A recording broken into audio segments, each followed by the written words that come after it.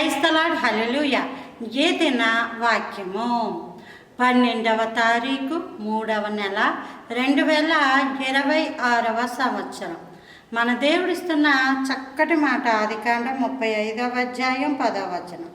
మరియు దేవుడు, నేను సర్వశక్తి గల దేవుడను, నీవు ఫలించి అభివృద్ధి పొందుము, జనముల సమూహమును నీ వలన కలుగును అని దేవుడు మాట్లాడుతున్నారు. ఇది ఎవరితోటి?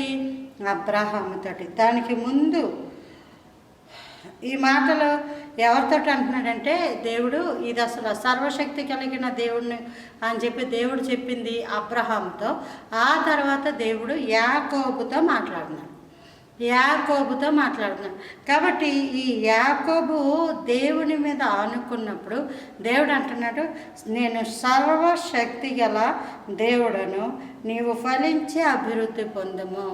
యాకోబు ఇశ్రాయేలుగా జీవితాన్ని మార్చుకున్న తర్వాత 34వ అధ్యాయంలో తన కుమార్తె జీవితంలో నష్టము జరిగింది. 35లో మనము దేవుని మందిరానికి వెళుదాము రండి అని దేవుని మందిరాన్ని జ్ఞాపకము చేసుకున్నాడు.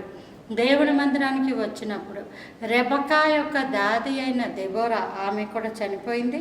ఆమెను కూడా పాతిపెట్టి ఇంకా ప్రయాణం చేస్తూ ఉన్నప్పుడు యాకోబుతో దేవుడు మాట్లాడుతున్నాడు. ఎప్పుడైతే యాకోబు జీవితంలో మారు మనసు వచ్చి దేవుని మందిరమునకు వెళుదాము రండి, మనం బేతేలుకి వెళ్ళిపోదాం అని చెప్పడం ప్రారంభించాడో, దేవుడు మరలా తను ఇచ్చిన ఆశీర్వాదాలను, వాగ్దానాలను జ్ఞాపకం చేసుకుని దీవించడం ప్రారంభించాడు. మన జీవితాల్లో కూడా దేవుని యొక్క సన్నిధి, ఆలయము ఇటుకలు, ఇసుక, కంకర వేసిన సన్నిధి కాదు.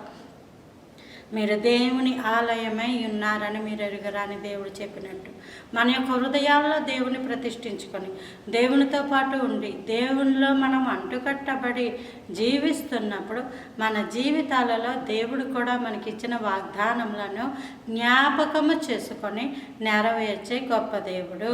Praise the Lord, hallelujah.